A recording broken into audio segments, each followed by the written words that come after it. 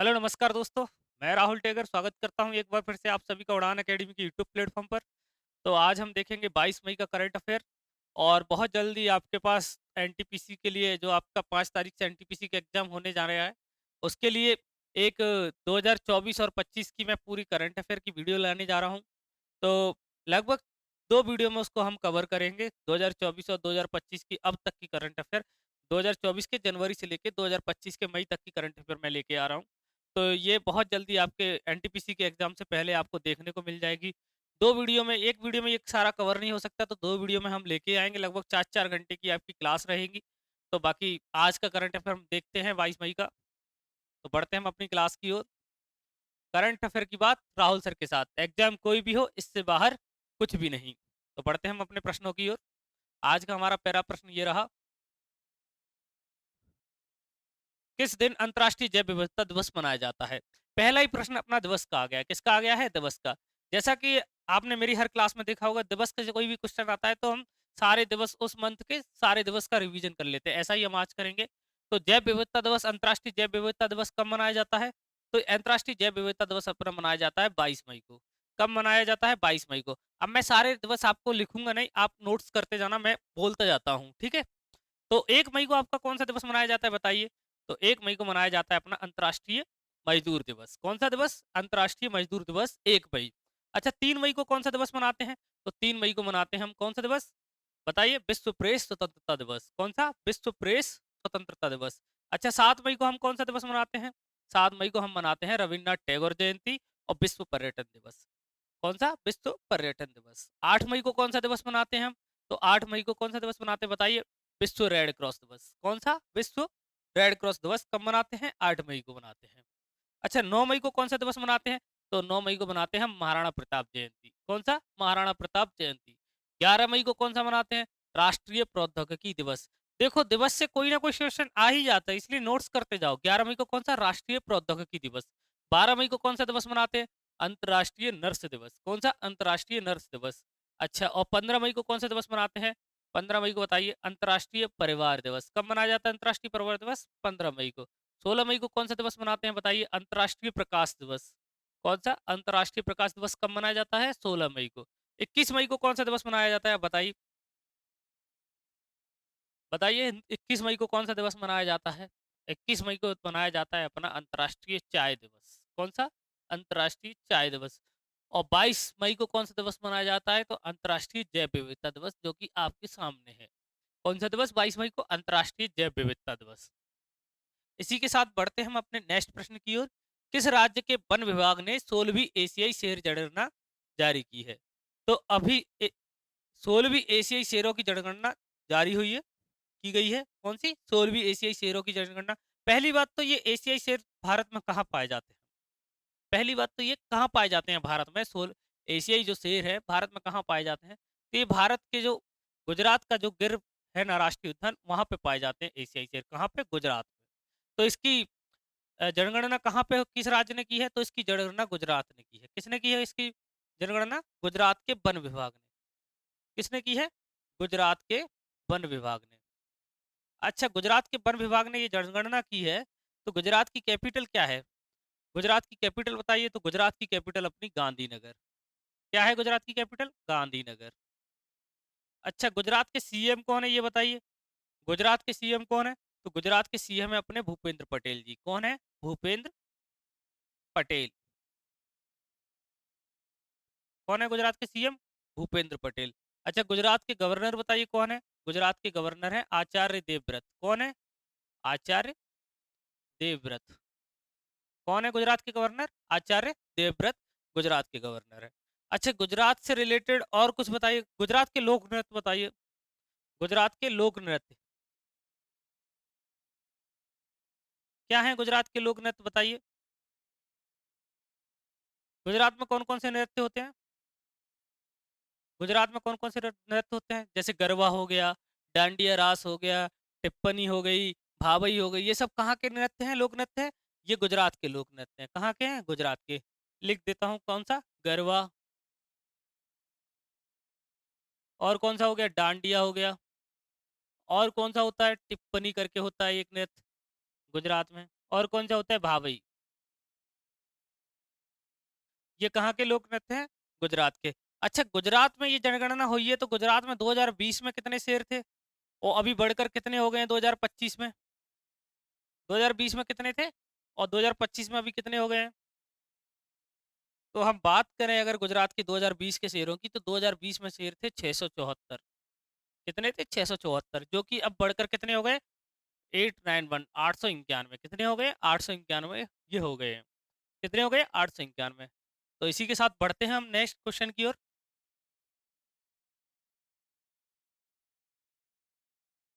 किस देश में 24वीं हिंद महासागर रिम एसोसिएशन IORA की बैठक आयोजित की गई है? तो किस देश में की गई है हिंद महासागर 24वीं हिंद महासागर रिम एसोसिएशन बैठक कहाँ आयोजित हुई है? तो इसके बारे में बताइए। IORA होता क्या है? IORA की फुल फॉर्म क्या है अपनी? IORA के बारे में हम थोड़ा सा जानते हैं। तो IORA क्या होता है? Indian ocean, Indian ocean. बताइए IORA की फुल फॉर्म बताइए। इंडियन ओशन रिम एसोसिएशन क्या होता है? इंडियन ओशन रिम एसोसिएशन, ये IORA की फुल फॉर्म है अपनी। और इसकी बैठक अभी हाल ही में हुई है। तो इसकी बैठक कहाँ हुई है IORA की? अब इसकी बैठक कब हुई थी ये बताइए। इसकी बैठक कब हुई थी और कहाँ हुई थी? कहाँ तो उसमें लिखा हुआ है कहाँ पे हुई थी, तो श्रीलंका में हुई थी।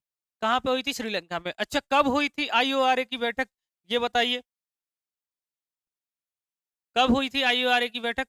ये 21 मई को हुई थी। कहाँ पे हुई थी? 21 मई को हुई थी। कहाँ पे हुई थी? श्रीलंका में हुई थी। श्रीलंका में। IORA श्रीलंका में। कहाँ पे हुई थी? श्रीलंका में। इसकी अध्यक्षता कौन कर रहा है अभी IORA की? इंडियन ओशन रिम एसोसिएशन की अध्यक्षता कौन कर रहा है? तो श्रीलंका इसकी अध्यक्षता कर रहा है। कौन कर रहा है? श्रीलंका।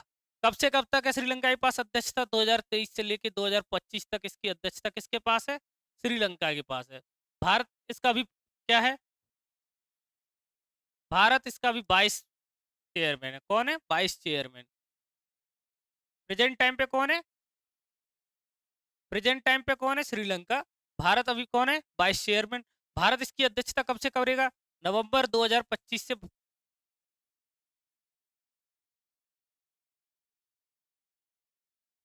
नवंबर 2025 से भारत इसकी चेयरमैन रहेगा। कौन? भारत चेयरमैन होगा इसका। किसका? IORA का, इंडियन ओशन रिम एसोसिएशन। इसकी बैठक कहाँ हो रही है? श्रीलंका में हो रही है। अच्छा, श्रीलंका में इसकी बैठक हो रही है। इसका उद्देश्य क्या है? IORA जो हिंद महासागर में हो रही है, जो IORA, इसका उद्देश्य क्या है? इसका उद्देश्य बताइए। ये एक अंतर्राष्ट्रीय गैर सरकारी संगठन है। कैसा है? अंतर सरकारी संगठन है। कैसा है ये? अंतर सरकारी संगठन है जो कि क्या काम करता है? ये हिंद महासागर के क्षेत्रों में जो क्षेत्रीय सहयोग होते हैं ना हिंद महासागर के, वहां पे सतत विकास को बढ़ावा देता है। क्या देता है? सतत विकास को बढ़ावा देता है IORA। अच्छा, श्रीलंका में ये बैठक हुई है तो श्रीलंका की कैपिटल क्या है? श्रीलंका की कैपिटल क्या है बताइए। श्रीलंका की कैपिटल अपनी श्री जयवर्धनपुर कोट्टे। क्या है? श्री जयवर्धनपुरम कोट्टे।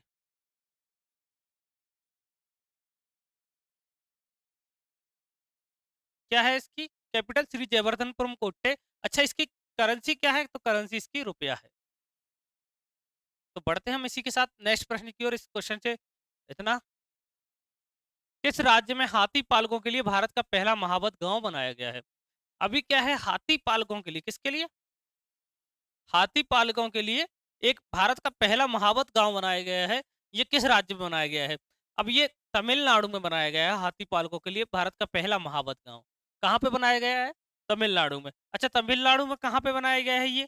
तो तमिलनाडु में कहाँ पे बनाया गया है बताइए। तमिलनाडु के जो मधुमलाई टाइगर रिजर्व है उसके पास में बनाया गया है। कहाँ पे? Mudumalai tiger reserve. कहाँ पे बनाया गया है? Mudumalai tiger reserve. कहाँ पे बनाया गया है? मधुमलाई टाइगर रिजर्व के पास में।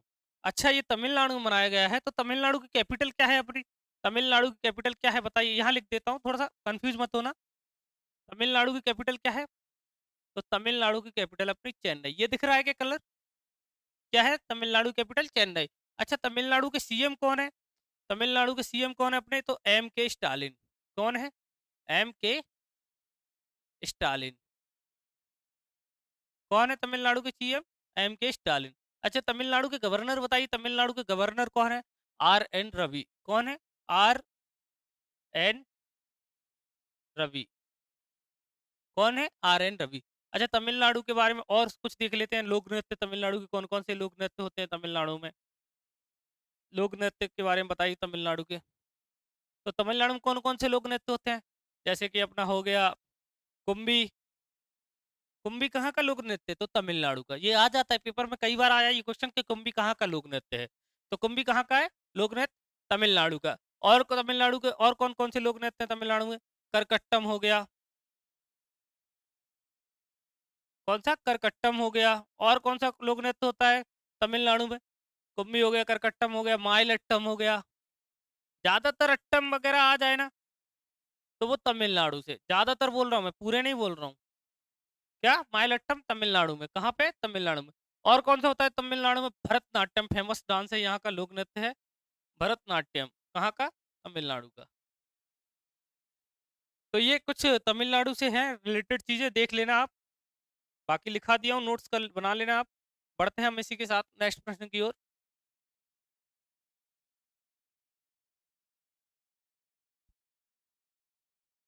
किस शहर में E0 FIR पहल की शुरू किया गया है? तो E0 FIR पहल के बारे में हम थोड़ा सा जान लेते हैं, ये किस शहर में हुआ है E0 FIR, और ये होता क्या है E0 FIR। तो जो अभी भारत सरकार का जो गृह मंत्रालय है, जो भारत सरकार का अपना गृह मंत्रालय है, इसने साइबर अपराधों के खिलाफ जल्दी कार्रवाई करने के लिए इसको शुरू किया गया है। किसको? साइबर अपराधों के खिलाफ भारत सरकार ने, भारत सरकार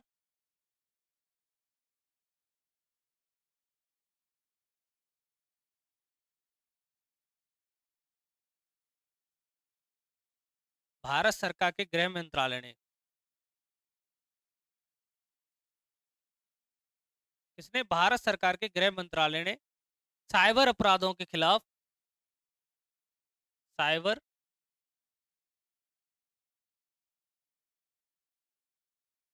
अपराधों के खिलाफ, किसके खिलाफ? साइबर अपराधों के खिलाफ जल्दी तुरंत कार्रवाई की जा सके, जल्दी कार्रवाई करने के लिए,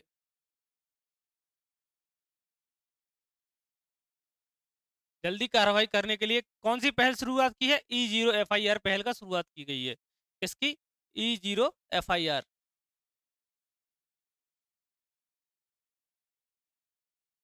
E0 FIR पहल का शुरुआत की गई है। किसने किया है? भारत सरकार के गृह मंत्रालय ने। यह पहल कब हुई है? दिल्ली में पायलट प्रोजेक्ट के रूप में 19 मई 2025 को इसकी शुरुआत की गई है। कब? 19 मई 2025 को। इसकी शुरुआत कब की गई है? 19 मई 2025 को। इसका संचालन कौन कर रहा है? इस पहल का E0 जो FIR पहल चल रही है, इसका संचालन कौन, बताइए, संचालन कौन कर रहा है?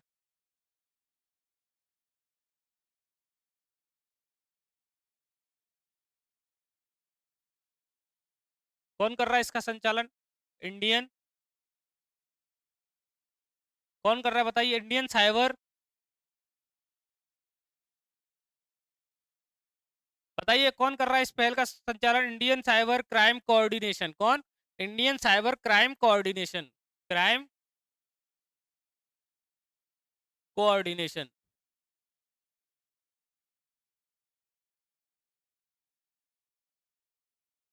कौन कर रहा है इस पहल का संचालन? Indian cyber crime coordination. कब हुई इसकी? 19 मई 2025 को इसकी शुरुआत की गई। कहाँ पे की गई ये शुरुआत? दिल्ली में। कहाँ पे शुरुआत की गई किस E0 FIR पहल की? दिल्ली में। कहाँ पे? दिल्ली में। अच्छा, दिल्ली के सीएम कौन है? दिल्ली के सीएम कौन है? रेखा गुप्ता। कौन है? रेखा गुप्ता जी दिल्ली के सीएम है। इससे क्या होगा? जो पीड़ित देश है ना, जो भी पीड़ित देश है E0 FIR पहल से, वो कहीं से भी, मतलब इसके साथ कोई भी समस्या होती है तो वो कहीं से भी, मतलब FIR कर सकता है इस पहल के माध्यम से। बाकी बढ़ते हैं हम अपने नेक्स्ट प्रश्न की ओर कि 15वें सांसद संसद रत्न पुरस्कार 2025 में किस राज्य ने सर्वाधिक पुरस्कार जीते हैं? अभी संसद रत्न पुरस्कार चालू हुआ था, कौन सा? 15वां। कौन सा? 15वां। कौन सा संसद रत्न पुरस्कार 2025 कब हुआ? कौन सा हुआ था? 15वां किस राज्य ने सर्वाधिक पुरस्कार जीते हैं इसमें? तो महाराष्ट्र ने जीते हैं। किसने जीता है सर्वाधिक संसद रत्न पुरस्कार? तो महाराष्ट्र ने जीते हैं। अच्छा, टोटल कितने संसद पुरस्कार जीते गए हैं? तो टोटल 17 जीते गए हैं टोटल। कितने टोटल? 17 संसद पुरस्कार। अच्छा, महाराष्ट्र ने कितने जीते? महाराष्ट्र इसमें पहले नंबर पे, तो महाराष्ट्र ने 7 संसद पुरस्कार जीते हैं। कितने? 7। अच्छा, 7 संसद पुरस्कार जीते हैं, सांसद पुरस्कार महाराष्ट्र ने। तो ये बताइए संसद पुरस्कार क्यों दिए जाते हैं? क्यों दिए जाते हैं? जैसे कोई भी संसद अपने संसदीय क्षेत्र में, जैसे कि बहस करने, डिबेट कर बोलते हैं, जैसे संसद और भी जो से संसद से जुड़े हुए कार्य रहते हैं, उनके लिए ये पुरस्कार दिया जाता है, संसद रत्न पुरस्कार। तो महाराष्ट्र इसमें टॉप पे रहे 7 सांसदों के साथ, और पूरे में टोटल 17 सांसदों को ये पुरस्कार दिया गया है। और महाराष्ट्र में जीता है, तो महाराष्ट्र के बारे में हम कुछ देख लेते हैं। तो महाराष्ट्र की कैपिटल आप बताइए मुझे। महाराष्ट्र की कैपिटल अपनी मुंबई हो गई। अच्छा, तो महाराष्ट्र के सीएम कौन है? महाराष्ट्र के सीएम अपने देवेंद्र फडणवीस हो गए। कौन? देवेंद्र फडणवीस। कौन है महाराष्ट्र के सीएम? देवेंद्र फडणवीस।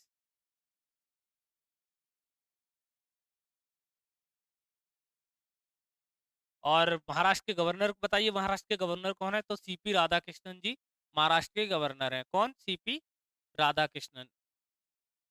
महाराष्ट्र की हम बात कर रहे हैं, तो महाराष्ट्र के लोक नृत्य भी देख लेते हैं।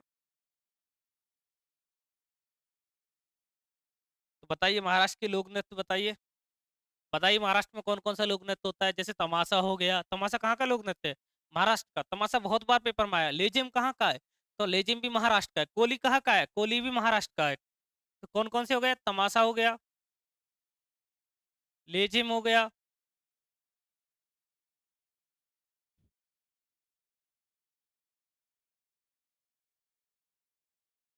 कोली हो गया। कहाँ के ये सब नृत्य? तो ये सब नृत्य लावड़ी हो गया। लावड़ी कहाँ का है? महाराष्ट्र का है लावड़ी। तो ये सब महाराष्ट्र से जुड़ी कुछ जानकारी है। तो बढ़ते हैं हम अपने नेक्स्ट प्रश्न की ओर। ये आप सभी लोगों के लिए एक ऑफर है, एक अवसर है उड़ान अकेडमी में पढ़ने के लिए, और बहुत ही आपको इसमें चीजें दी गई हैं। स्कॉलरशिप टेस्ट होने कराने जा रहे हैं हम लोग आपके लिए। एक उड़ान अकेडमी स्कॉलरशिप टेस्ट कराने जा रही है। कौन सा? Scholarship test. इसमें क्या होगा? स्कॉलरशिप टेस्ट में आपके लिए क्या क्या फायदे हैं स्कॉलरशिप टेस्ट में? तो अभी ये ऑनलाइन और ऑफलाइन दोनों मोड पे होगा, ऑनलाइन और ऑफलाइन मोड पे।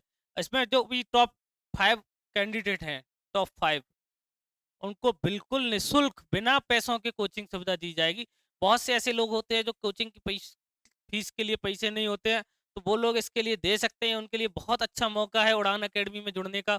उड़ान परिवार में आप लोगों को जुड़ने का ये बहुत अच्छा मौका है। तो जो भी टॉप 5 रैंकर होंगे हमारे यहाँ, उनको टोटल फ्री क्लासेस दी जाएंगी, पूरी फ्री क्लासेस दी जाएंगी, ऑफलाइन बैच और ऑनलाइन भी बैच पूरा फ्री दी जाएगा जो भी टॉप 5 में आते हैं।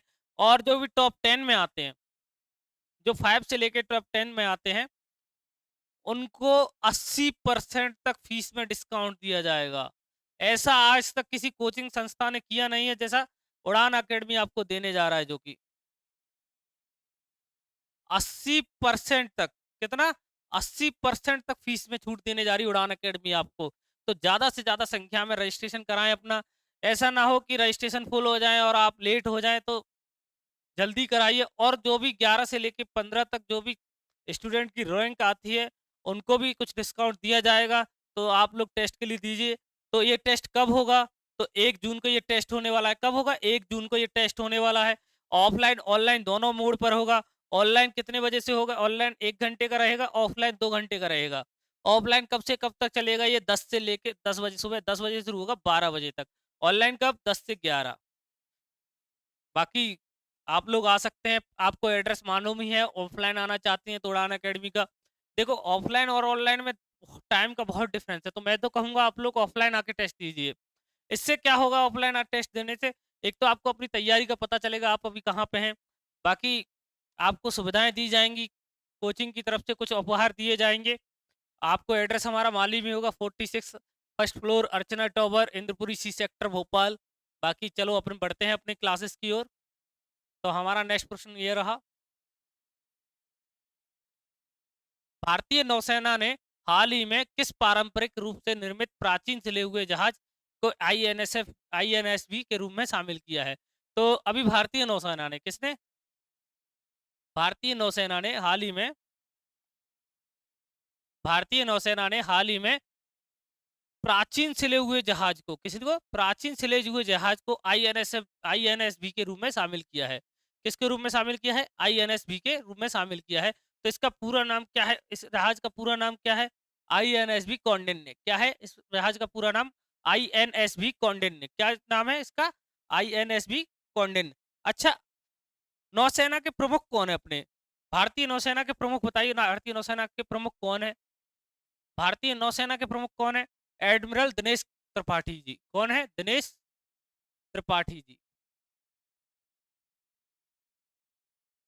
कौन है? एन आईएनएसबी भारतीय नौसेना के प्रमुख कौन है? दिनेश त्रिपाठी जी। अच्छा, भारतीय वायुसेना के प्रमुख कौन है? वायुसेना की बात करें तो वायुसेना प्रमुख कौन है? वायुसेना प्रमुख कौन है बताइए? वायुसेना प्रमुख की बात करें तो अमरदीप सिंह। कौन है? अमरप्रीत सिंह है। कौन है? अमरप्रीत सिंह। अच्छा, थल सेना प्रमुख कौन है? थल सेना प्रमुख कौन है? थल सेना प्रमुख की हम बात करें तो थल सेना प्रमुख कौन है बताइए? थल सेना प्रमुख है अपने उपेंद्र द्विवेदी जी। उपेंद्र द्विवेदी जी। कौन है? उपेंद्र द्विवेदी जी। बाकी आप लोग देख लेना, राइटिंग थोड़ी सी खराब है। उपेंद्र द्विवेदी जी, मैं बोल देता हूँ। प्राचीन चले हुए जहाज का नाम क्या है? आईएनएसवी कौंडिन्य। क्या है? आईएनएसवी कौंडिन्य। बढ़ते हैं इसी के साथ नेक्स्ट प्रश्न की ओर। हाल ही में भारत बायोटेक के किस ओरल हैजा वैक्सीन के चरण 3 क्लिनिकल परीक्षण का सफलतापूर्वक परीक्षण किया है? तो अभी कौन सी हाल ही में भारत ने बायोटेक की किस ओरल हैजा वैक्सीन ने चरण 3 क्लिनिकल परीक्षण को सफलतापूर्वक पूरा किया है? तो कौन सी वो बायोटेक वैक्सीन है जिसका अभी सफलतापूर्वक परीक्षण किया है भारत ने? तो कौन सी है बताइए? ऑरल हैजा वैक्सीन है वो। कौन सी है? ऑरल हैजा वैक्सीन है। इसका सफलतापूर्वक परीक्षण हुआ है। अच्छा, इसको किसने विकसित किया है? ऑरल हैजा वैक्सीन को किसने किया है? भारत बायोटेक किसने विकसित किया है?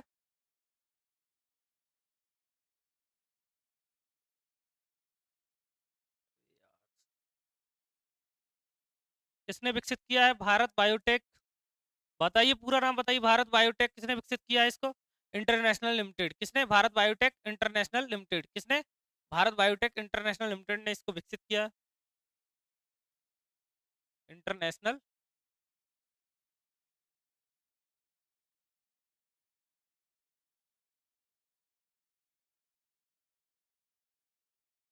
इसको ऑरल हैजा वैक्सीन को भारत बायोटेक इंटरनेशनल ने विकसित किया है। अच्छा, भारत बायोटेक इंटरनेशनल ने विकसित किया है तो ये कौन सी, इसका नाम क्या है इस वैक्सीन का? इस वैक्सीन का नाम क्या है बताइए? इस वैक्सीन का नाम है हिलचोल। क्या है?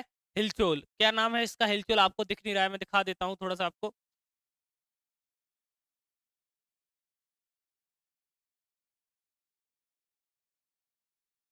क्या नाम है इस टीके का? हैजे का, ओरल हैजा टीका जो, इसका नाम क्या है? हिलचोल।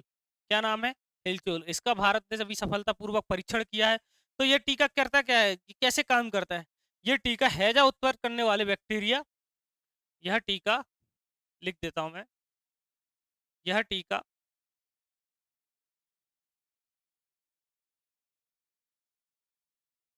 यह टीका हैजा उत्पन्न करने वाले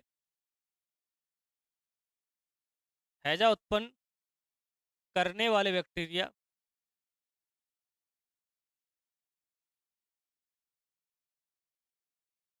कौन सा टीका है जो हैजा उत्पन्न करने वाले कौन सा है? Vibrio calorie. क्या है बोलते हैं इसको? Vibrio calorie. विब्रियो कैलोरियो। क्या है? विब्रियो कैलोरियो।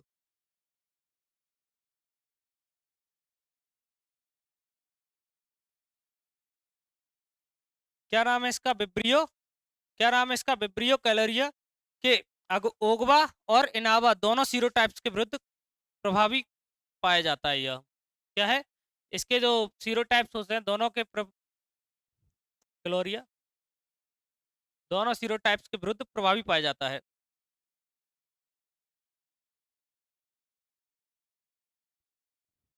विब्रियो कैलोरी कैलोरियो के विरुद्ध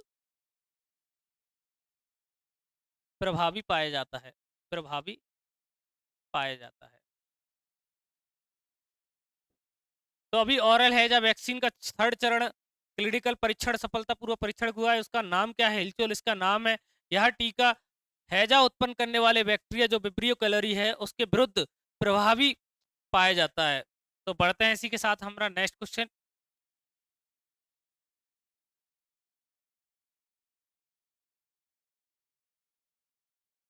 भारतीय अक्षय ऊर्जा विकास एजेंसी एरिडा का हाल ही में किस विभाग द्वारा उत्कृष्ट रेटिंग प्रदान की गई है? तो अभी एरिडा को हाल ही में किस विभाग द्वारा उत्कृष्ट रेटिंग प्रदान की गई है? तो अभी लोक उद्यम विभाग ने एरिडा के विभाग को उत्कृष्ट रेटिंग प्रदान की गई है। किसने? लोक उद्यम विभाग ने। तो हमारा नेक्स्ट क्वेश्चन, लास्ट क्वेश्चन आज का, किस भारतीय लेखिका ने अंतर्राष्ट्रीय बुकर पुरस्कार 2025 जीता है?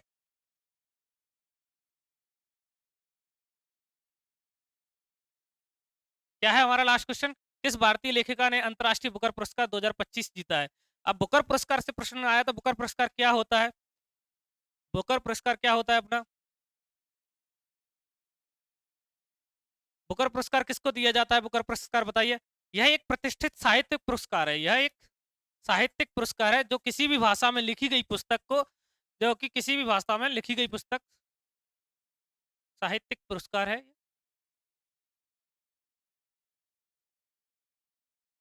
ये किसी भी भाषा में लिखी गई पुरस्कार को अंग्रेजी अनुवाद करके, अगर वो ब्रिटेन और आयरलैंड में वो चीज प्रकाशित होती है, उसको ये बुकर पुरस्कार दिया जाता है। तो अभी बुकर पुरस्कार, अंतर्राष्ट्रीय बुकर पुरस्कार किसको दिया गया है? बानू मुश्ताक को। किसको दिया गया है? बानू मुश्ताक को। किस पुस्तक के लिए बानू मुश्ताक जी को बुकर पुरस्कार दिया गया है? तो हार्ट लैम्प पुस्तक है इनकी। कौन सी पुस्तक? हार्ट लैम्प पुस्तक के लिए इनको बुकर पुरस्कार दिया गया है। किसके लिए? हार्ट लैम्प पुस्तक के लिए। अच्छा, ये किस भाषा में लिखी गई थी ये पुस्तक, हार्ट लैम्प पुस्तक? तो इसको कन्नड़ भाषा में लिखी गई। किसने, कौन सी भाषा में लिखी गई ये पुस्तक? कन्नड़ भाषा में। इसमें 12 लघु कहानियों का संग्रह था। हार्टलैम्प पुस्तक में 12 लघु कहानियों का संग्रह था।